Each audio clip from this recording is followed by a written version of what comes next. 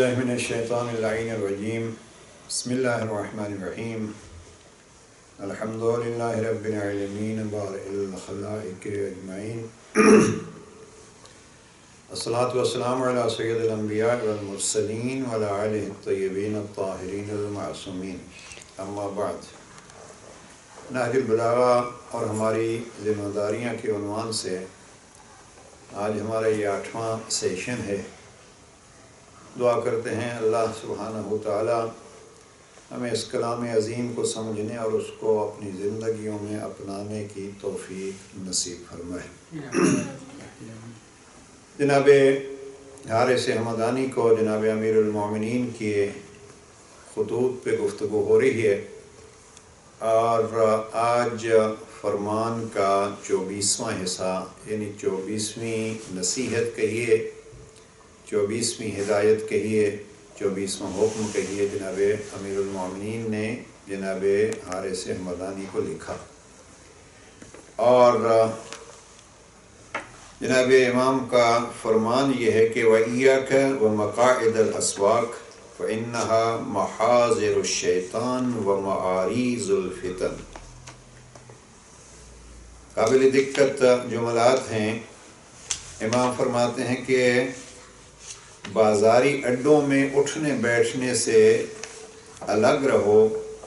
کیونکہ یہ شیطان کی بیٹھکیں اور فتنوں کی آماجگاہیں ہوتی ہیں۔ روٹین سے ہٹ کے امام کا فرمان پہلے تو یہ ہے کہ امام حقیقت میں ہے ہی وہی جو یہ طریقہ بتلاتا ہے کہاں اٹھنا ہے، کہاں بیٹھنا ہے، کہاں بولنا ہے، کہاں چپ رہنا ہے، اس لیے کہ زندگی کا ہر مرحلہ امام اس کی ہدایت کا ضامن ہے اور امام وہ ہدایت کی ضروریات اور ہدایت کے جو فریضہ ہے امام کا اس کو ادا کرتے ہیں۔ گزشتہ جملے میں امام نے فرمایا تھا کہ کیا کہنا ہے، کب کہنا ہے۔ جس بات سے آپ کا مطلب نہیں ہے، جس بات کا آپ کے ساتھ کوئی تعلق نہیں ہے یا جس بات کا کوئی کسی کو فائدہ نہیں ہے وہ بات مت کہو۔ اب یہاں اس فرمان میں جو نمبر 24 ہے جناب امیر علیہ السلام فرماتے ہیں کہاں بیٹھنا ہے، کہاں نہیں بیٹھنا۔ لیکن قابل دقت بات جو ہے وہ یہ ہے کہ امام فرماتے ہیں کہ بازاروں میں مت بیٹھا کرو۔ یہ ایک سلسلہ بڑا مشکل ہے اور پھر 2 وجہیں بتلائیں ہیں، اس لیے کہ یہ شیطان کا بہت بڑا جال ہوتا ہے اور بازار فتنوں کی آماجگاہ ہو، فتنوں کا مرکز ہوتے ہیں، اس لیے بازاروں میں مت بیٹھا کرو۔ دیکھیے وَإِيَّاكَ کا ہر منع کرنے سے بھی زیادہ تاکید کے ساتھ جب وہ کوئی چیز ارشاد فرماتے ہیں تو لفظ إِيَّاكَ یہاں ان صفات میں کم جگہوں پہ إِيَّاكَ ارشاد فرمایا، لیکن یہاں جب بازار کی بات آئی تو إِيَّاكَ خبردار رہو، بچ کے رہو مقاعد الاسواق بازاروں کی بیٹھک سے۔ اب یہاں شارحین نہج البلاغہ یہ فرماتے ہیں کہ بازار حقیقت میں ایک ایسی جگہ ہے جہاں اکثریت آخرت کو اور خدا کو بھولے ہوئے ہوتی ہے۔ ان کے مد نظر اپنا سود ہوتا ہے، اپنا منافع ہوتا ہے اور اس سود اور منافع کے حوالے سے پھر کبھی وہ جھوٹ بولتے ہیں، کبھی جھوٹی قسمیں کھاتے ہیں، کبھی مال کی قیمت بڑھانے کے لیے ذخیرہ اندوزی کر لیتے ہیں، اور کچھ بھی نہ ہو کم از کم یہ ہے کہ وہ دنیا کی سوچ میں مشغول ہو جاتے ہیں۔ ان کا وہ وقت جو بازار میں گزرتا ہے ان کی سوچ یہی ہوتی ہے کہ ہمیں دنیاوی فائدہ کیسے ہو۔ اس لیے جناب امام فرماتے ہیں کہ یہ شیطان کا جال ہے۔ شیطان ان کے ہاں آ کے ان کو پابند کرتا ہے اور پھر فقط ان کو پابند نہیں کرتا، ان کے زیر اثر دوسرے چھوٹے بازاریوں کو اور چھوٹے دکانداروں کو بھی اس طرف لے جاتا ہے۔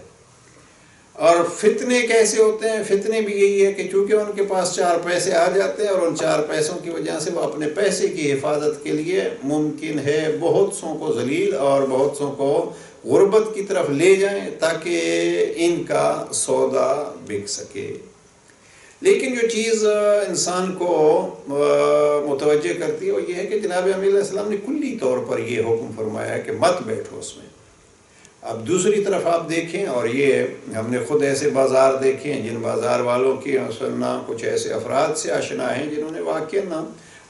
اپنی دینداری کا ایک سکہ جمایا ہے اور دین کے لیے بڑے بڑے کام کیے ہیں۔ اب اس طرف اگر آپ کہیے کہ مثلاً یعنی کچھ ایسے نیک اور صالح، مثلا میرا ایک واسطہ پڑا، ہم جب قوم ہوتے تھے تو کچھ یہ قالینوں کے بازار میں کچھ ایسے مومنین آپ دیکھیں تو دکان پہ وہ دکاندار ہیں،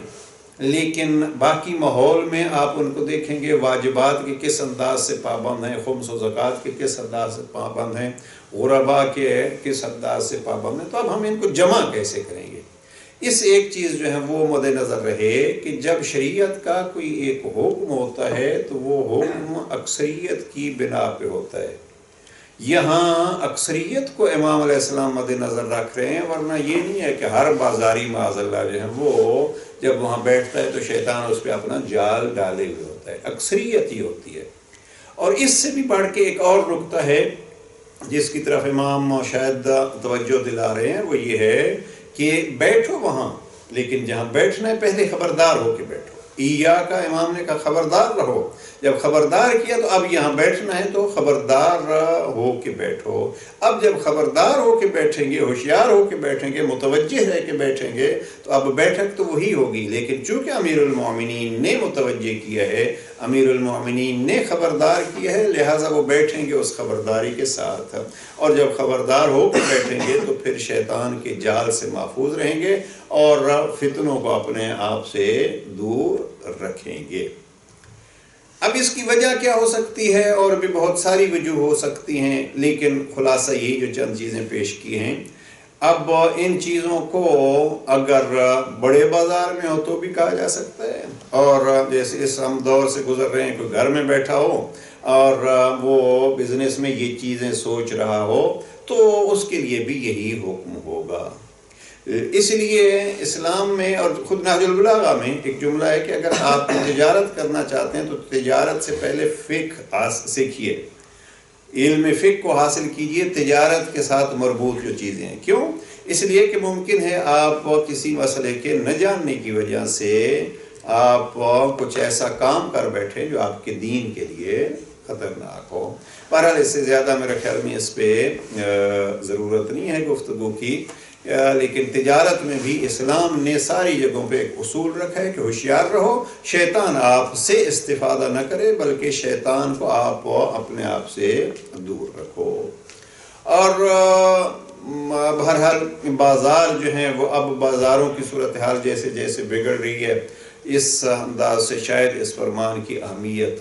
اور بڑھ رہی ہے۔ اب بیٹھنے سے کیا مراد ہے کہ آیا وہاں بیٹھ کے آدمی یا تو اپنی تجارت کی گفتگو کرے گا، یا انسان جو ہے وہ بیٹھ کے وہاں کچھ اور کر رہا ہے، لیکن آیا اس میں جو بازار میں جانا ہے آیا اس میں بھی وہ شامل ہے یا نہیں؟ کلی طور پر میرے خیال میں بازار کی صورتحال اگر مد نظر رہے بالخصوص اس زمانے میں تو اس پہ یہ صادق آتا ہے کہ آپ جب بازار کی طرف متوجہ ہوں تو ہوشیار ہو کے آپ جائیں۔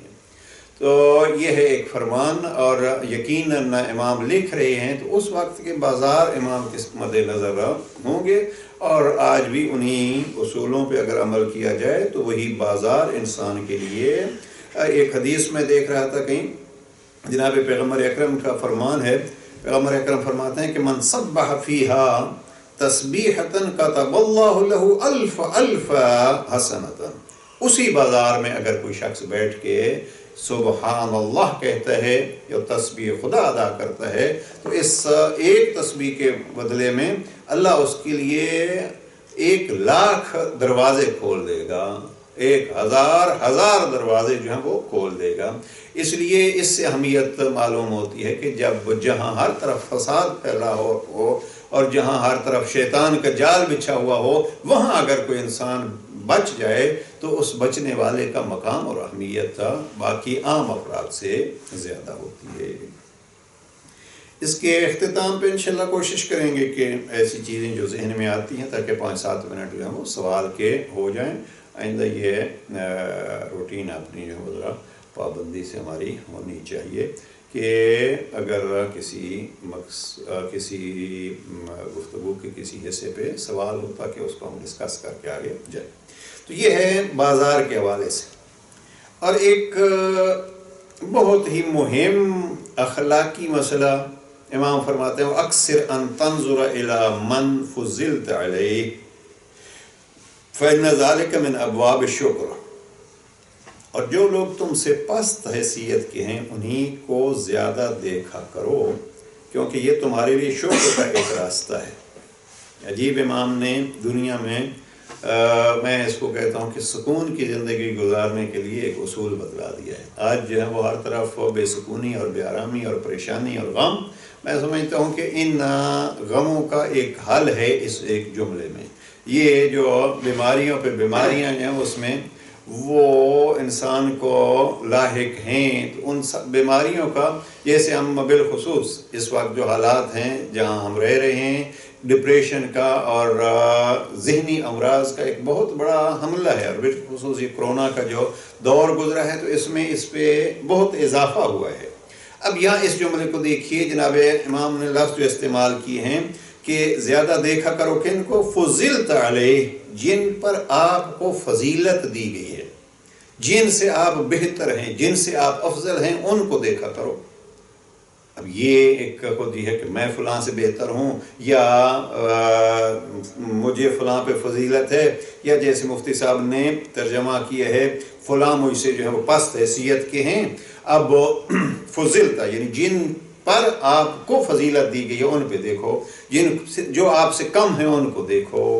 اب پھر امام نے کیا فرمایا اس لیے کہ یہ اس کا بھی ایک فلسفہ ہے. آپ ان کو حقارت کی نگاہ سے مت دیکھیے. اب یہاں دیکھنا جب ہم کہتے ہیں نیچے والوں کو دیکھو اب نیچے والوں کو اگر ہم حقارت کی نظر سے دیکھیں گے تو وہی گناہ ہے اور اگر عبرت کی نگاہ سے ہم دیکھیں گے تو وہی ایک ثواب ہے. البتہ امام نے یہاں جو اس کا فلسفہ بتلایا ہے امام فرماتے ہیں کہ اگر آپ سے کم افراد کو دیکھیں گے تو آپ کے لیے ایک دروازے شکر کھلے گا. ذالک من ابواب الشکر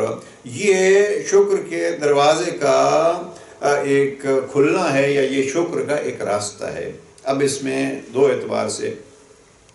یہ بلکہ ہر اعتبار سے ہم اکثر جو ہے وہ افراد کو دیکھتے ہیں اور یہاں ایک بڑا مشہور واقعہ جو ہے وہ شیخ سعدی کی طرف منسوب کیا جاتا ہے اور شیخ سعدی کا ہے بلکہ کہ ان کے پاس جو پہننے کے لیے جوتے نہیں تھے اور بہت پریشان اور گلے شکوے خدا سے پروردگار میں تیرا بندہ ہوں اور یہ میرے حالت ایسی ہے. اب یہی خدا سے گلے شکوے جو ہیں وہ کرتے ہوئے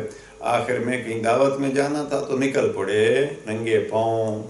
اور دل میں بھی شکوہ اور زبان پہ بھی شکوہ. اب جب دروازے سے باہر قدم رکھا تو دیکھتے ہیں آگے کہ ایک آدمی جا رہا ہے جو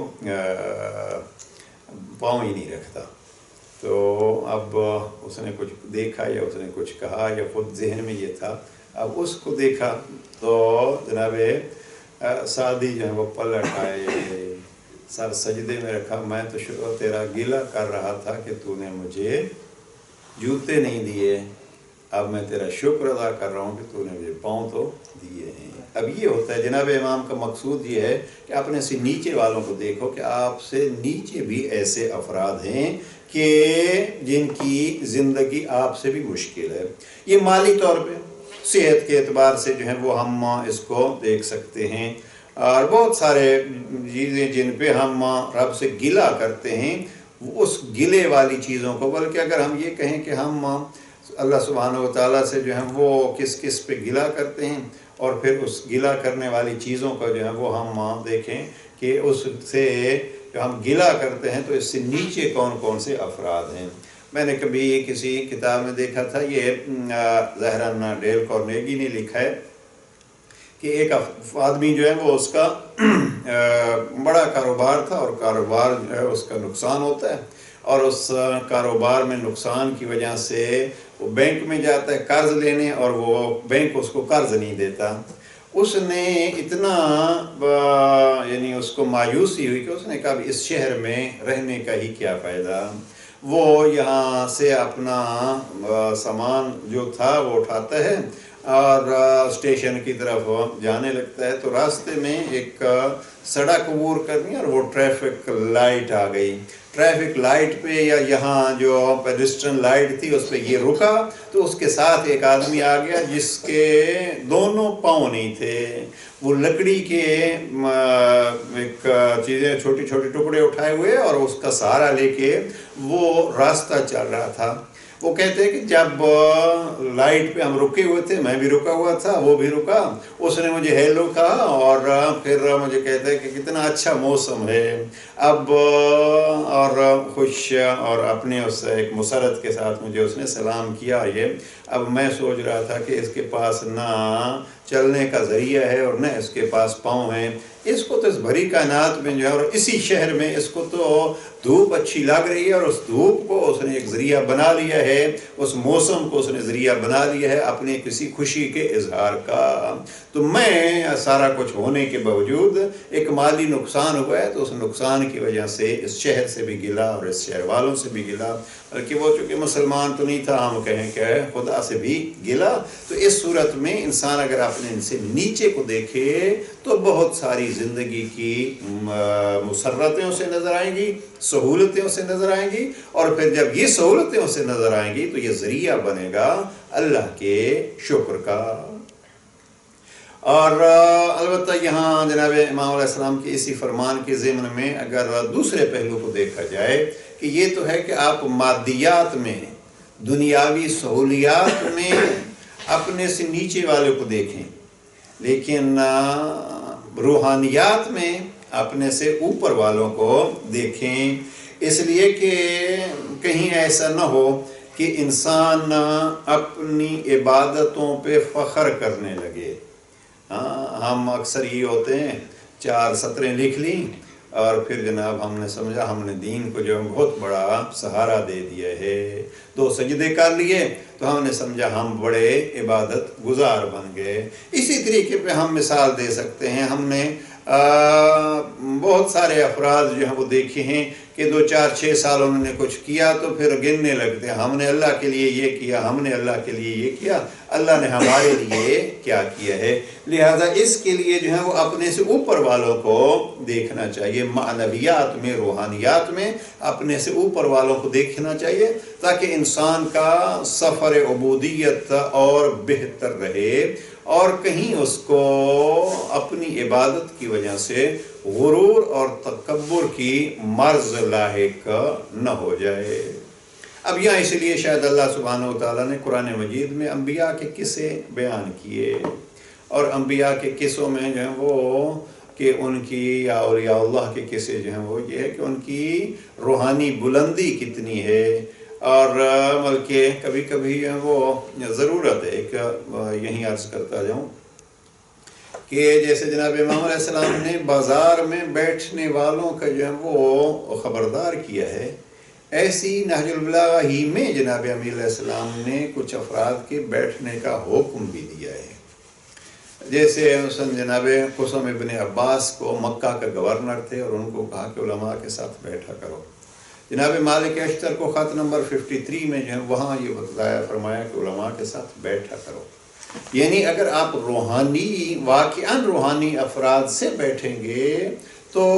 آپ کی اس بیٹھک کا جو ہے وہ ان پر اثر ہوگا، آپ پر اثر ہوگا، اور ان کی جو وہ روحانی خوشبو ہے وہ آپ کو بھی حاصل ہوگی۔ جیسے میں پہلے عرض کر چکا ہوں کہ عموماً یہ کہا جاتا ہے، جو ایک محاورہ سا بنا ہوا ہے، کہتے ہیں کہ جب آپ سونار کی دکان پہ بیٹھیں گے، وہ سونار کی پرانی دکانیں جو ہیں وہ ہوتی تھی کہ وہ آگ جلاتے تھے اور آگ سے سونے کو جو ہے وہ، جب آپ سونار کے دکان پہ بیٹھیں گے اگرچہ وہ سونے کے ساتھ اس کا وہ ہے، لیکن اس کے کاروبار میں مین جو ہے وہ ایک کردار آگ کا ہے۔ جب آپ سونار کے پاس بیٹھیں گے تو کچھ دیر بیٹھنے کے بعد جو ہے وہ آپ کے کپڑوں میں کہیں نہ کہیں کوئی آگ کا ایک چھوٹا سا ذرہ آ جائے گا اور آپ کے لباس میں جلنے کے نشانات ہوں گے۔ لیکن آپ سنار کے پاس بیٹھیں گے تو جلنے کے نشانات ہوں گے. آپ اگر عطار کے پاس بیٹھیں گے، عطار یعنی جو خوشبو بیچتے ہیں، آپ اگر عطار کے پاس بیٹھیں گے تو پھر آپ کہیں نہ کہیں لباس پہ خوشبو کے قطرے آئیں گے، تو آپ وہاں سے اٹھیں گے تو ان قطرات کا اثر آپ کے لباس پہ ہوگا. تو اس سے یہ واضح ہوتا ہے کہ ہم کہاں بیٹھ رہے ہیں، کس کے ساتھ بیٹھ رہے ہیں. خوشبو اور اس کے جلن سے محسوس کیا جا سکتا ہے. بہرحال ایک روحانیت کے سفر کو بلندیوں تک پہنچانے کے لیے ان روحانی اور ان اولیاء خدا کے ساتھ بیٹھنا چاہیے. زندگی میں اکثر ہوتا ہے، آپ کسی کے ساتھ بیٹھیں گے، تھوڑی دیر بعد اٹھیں گے تو وہ کچھ نہ کچھ اس کی گفتگو کا اثر آپ کے اعمال میں نظر آئے گا. آپ نے کیا سنا ہے، اس سننے پہ آپ کے قدم، آپ کے ہاتھ، ان میں عملی طور پر کچھ نہ کچھ نظر آئے گا. لہٰذا یہ ہے کہ اگر ہم نے شکر کا دروازہ کھولنا ہے تو اس دروازے کے لیے ہمیں اپنے سے نیچے افراد کو دیکھنا ہوگا، اور اگر اپنے آپ کو غرور سے بچانا ہے تو اپنی عبادت کو غرور کے ذریعے سے ضائع کرنے کے بجائے ان بڑے بڑے عبادت گزاروں پہ نظر کرنی ہوگی جنہوں نے اپنی زندگیاں اس عبادت میں گزار دی ہیں. تو یہ ایک بہت ہی خوبصورت فرمان. ظاہر امام کا ہر فرمان اپنی جگہ پہ مہم، لیکن یہ ہے کہ یہ بہت ساری اس دور کی بیماریوں کا علاج بھی ہے. اکثر ان تنظر الی من فضلت علیہ، زیادہ دیکھا کرو ان کو. اس لیے بزرگان جو ہیں وہ بالخصوص مثلا آیت اللہ العظمیٰ اویس سستانی یہ اپنے ملنے والوں کو بار بار تاکید کرتے ہیں. یہ جو سفر ہوتے ہیں ہمارے مثلا بالخصوص غریب ممالک میں، یہ سفر بھی بچوں کو بالخصوص یہ سفر جو ہے وہ کرانے چاہیے. اور جیسے ہمارا پاکستان ہندوستان سے اکثریت کا تعلق ہے، یا مثلا اس وقت جو ایران اور عراق میں زیارات میں جاتے ہیں، جہاں ہم زیارات میں جاتے ہیں وہاں ان مقدس مقامات پہ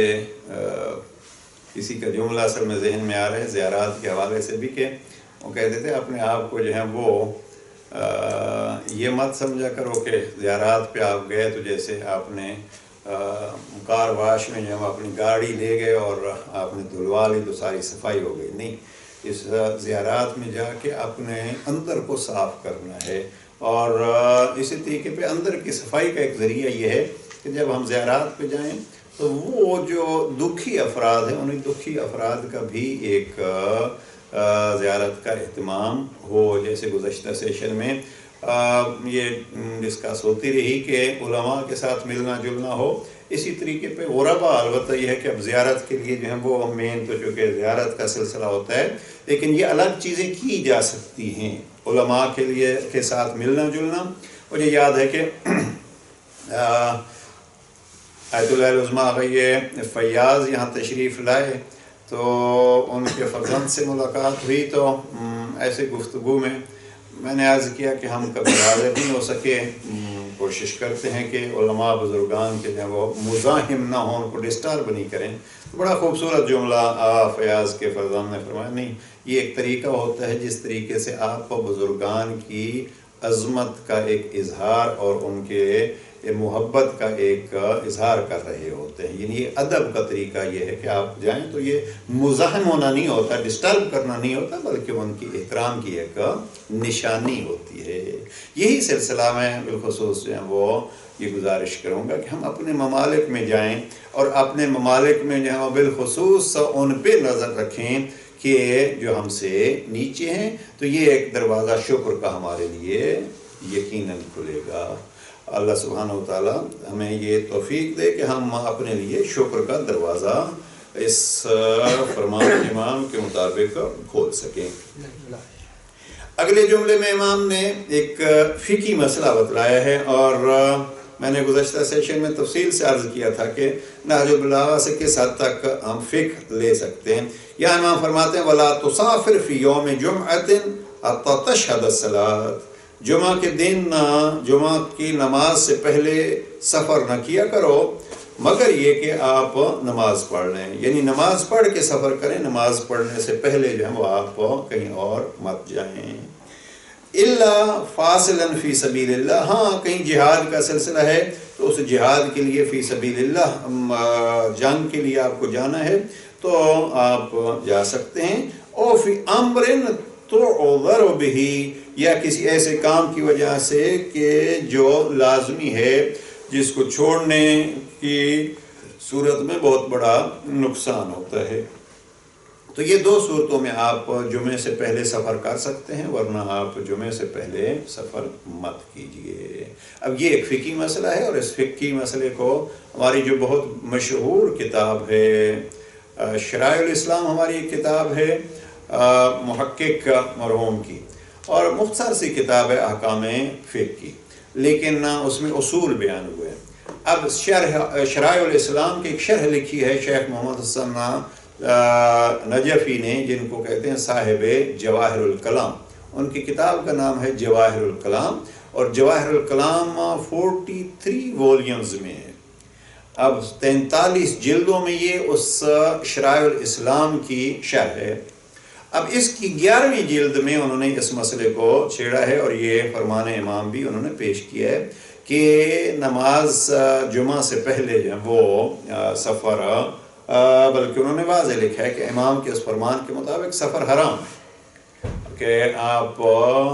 لیکن پھر وہ فرماتے ہیں کہ آیا یہ حرمت جو ہے وہ ہر جمعے کے لیے ہوگی، یا اس میں جمعہ کی تعین، جمعہ کی مخصوص حیثیت کے حوالے سے ہوگی، یعنی مخصوص جمعہ کے حوالے سے ہوگی۔ تو اکثریت نے یہی فرمایا ہے کہ جب جمعہ واجب تعینی ہو یا واجب عینی ہو، یعنی اب تو اس وقت جو ہے وہ جمعہ واجب تخییری ہے،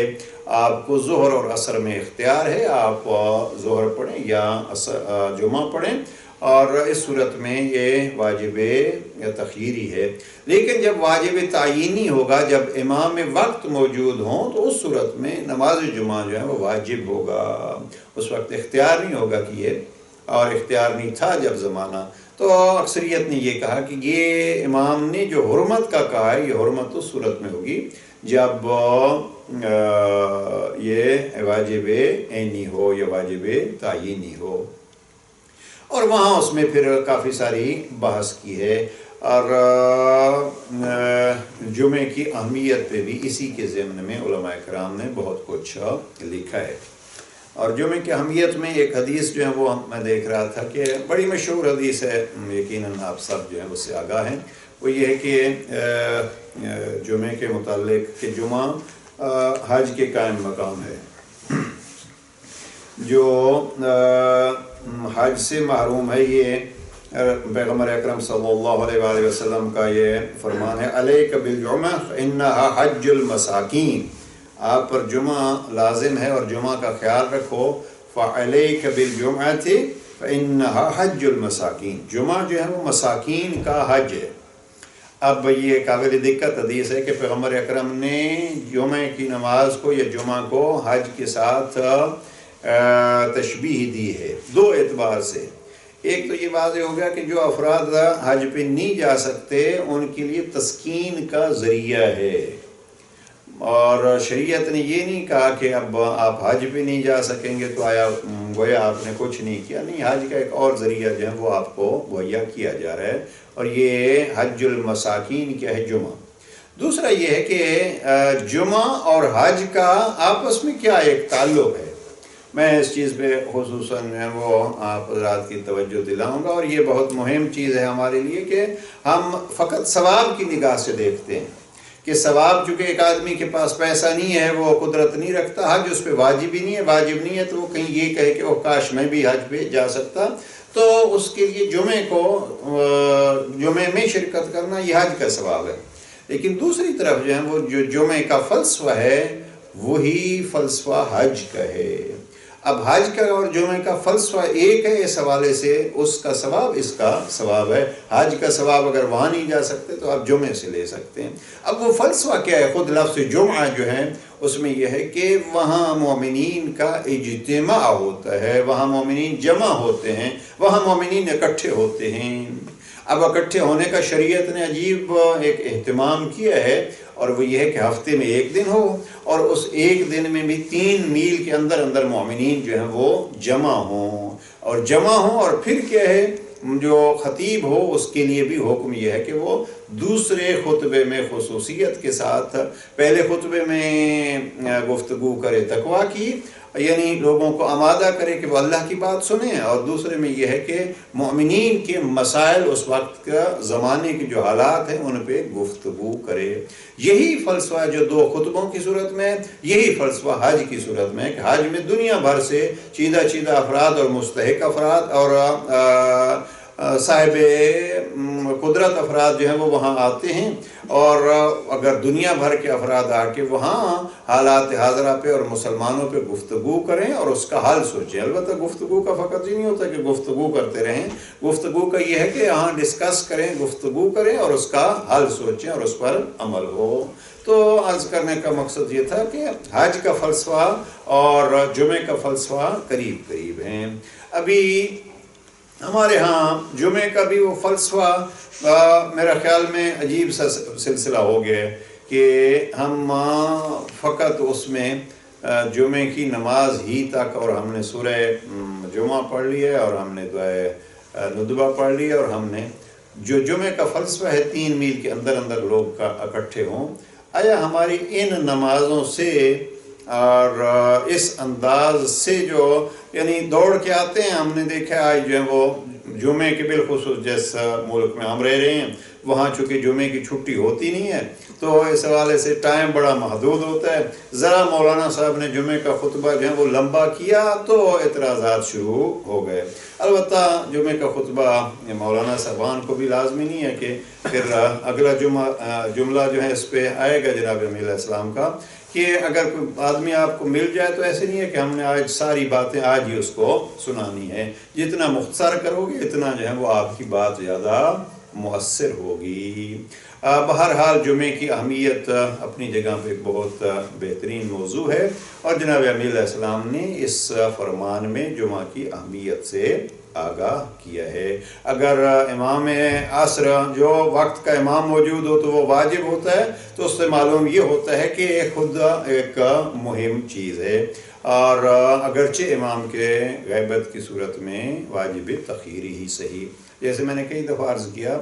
کہ 2 چیزیں خواہی بالخصوص اپنے دور میں فرماتے تھے کہ حضور بھی احتیاط واجب ہے، 3 میل کے اندر اندر جب جمعہ ہو رہا ہو تو جمعے میں حاضر ہونا بھی احتیاط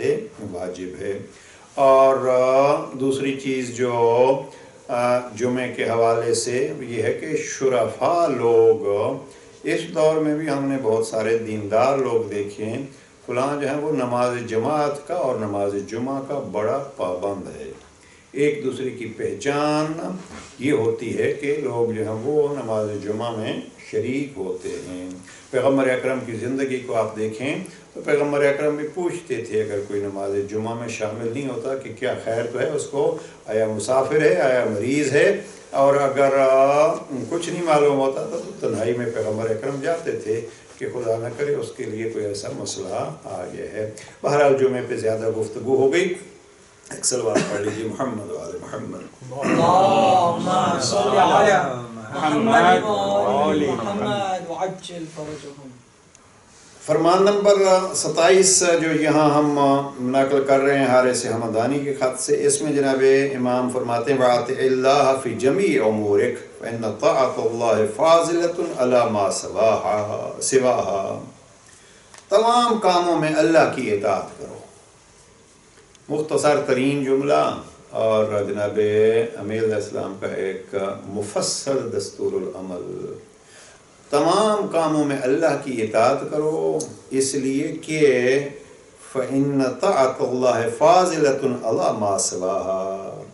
اللہ کی اطاعت دوسری سب چیزوں سے فاضل و مقدم ہے۔ اور ایک سینئر ساتھی نے بڑا خوب جملہ لکھا تقوی کے حوالے سے کہ اللہ کی پہچان کے بعد اطاعت خدا عملاً انجام دی جائے تو یہ عملی تقوی ہو جائے گا۔ یعنی ہم اگر کہتے ہیں کہ متقی کون ہوتا ہے، متقی کی صفات کیا ہیں؟ اللہ نے جو حکم دیا ہے اطاعت کا اس کو آپ عمل میں دکھا دو، یہی تقویٰ ہے۔ تو امام یہاں فرماتے ہیں سب سے مقدم اللہ کی اطاعت ہے۔ اور اگر اس میں تفصیل میں جانا ہو تو وہ آیت جو آیہ اولی الامر کہلاتی ہے، اطیعوا اللہ واطیعوا الرسول واولی الامر منکم، امام کی اطاعت ہے تو وہ حقیقت میں اللہ کی اطاعت ہے، نبی کی اطاعت ہے تو حقیقت میں وہ اللہ کی اطاعت ہے، قرآن کی اطاعت ہے تو وہ اللہ کی اطاعت ہے، حقیقی اطاعت جو ہے وہ اللہ کی ہے، اور پھر اس اطاعت کے ذرائع جو ہیں وہ دوسرے ہو سکتے ہیں۔ مثلا والدین کی اطاعت کا اللہ نے حکم دیا ہے تو اللہ کی اطاعت ہوگی تو والدین کی اطاعت ہوگی۔ تو اس اعتبار سے سب اطاعتوں سے مقدم، بلکہ امام کے جو فرمان کے معنی بنتے ہوئے یہ ہے کہ ہر چیز سے مقدم اللہ کی اطاعت ہے۔ تو اب اطاعت جو ہے وہ کیا کرنی ہے؟ اطاعت کو اگر ایک جملے میں ہم یہ سمیٹ لیں بحث کو تو یہ ہے کہ جناب امیر علیہ السلام نے نہج البلاغہ میں قرآن مجید کے بارے میں فرمایا القرآن عامر و زاجر، یہ تفسیر جو ہے وہ جناب امیر علیہ السلام نے قرآن کی قرآن عامر و زاجر، قرآن حکم دینے والا ہے اور قرآن منع کرنے والا ہے۔ اب جہاں قرآن نے حکم دیا ہے وہ حقیقت میں اللہ کا حکم ہے، جہاں قرآن نے روکا ہے وہ حقیقت میں اللہ نے روکا ہے۔ اب اگر اللہ کی اطاعت کا مفہوم دیکھنا ہے تو جو قرآن نے حکم دیا اسے بجائے لایا جائے، جس سے روکا ہے اس سے روکا جائے، یہی اطاعت پروردگار ہے۔ اگلے جملے میں جو نمبر 28 29 دو جملات کو ملا کے ہم پیش کریں گے وہ یہ ہے کہ جناب امام فرماتے ہیں کہ خادع نفسک فی العبادہ، اپنے نفس کو بہانہ کر کے ذریعہ ڈھونڈ کے عبادت کی راہ پہ لے آؤ، خادع نفسک فی العبادہ ورفق بہا، اور نفس کے ساتھ جو ہے عبادت پر آمادہ کرنے کے لیے نرمی سے پیش آؤ، ولا تقہرھا، اس پر دباؤ نہ ڈالو۔ اب یہ وخذ افوہا ونشاطھا، اور جب دوسری فکروں سے فارغ ہو، اور ونشاطھا، یہ نفس آپ کا خوشی محسوس کر رہا ہو تو اب اس کو عبادت پہ آمادہ کرو۔ پھر آگے سلسلہ چلتا ہے الا ما کان مکتوبا علیک من الفریضہ فإنہ لا بد من قضائها وتعاہدها عند محلها۔ ہاں یہ اس جگہ پہ اصول نہیں چلے گا جہاں عبادت واجب ہے،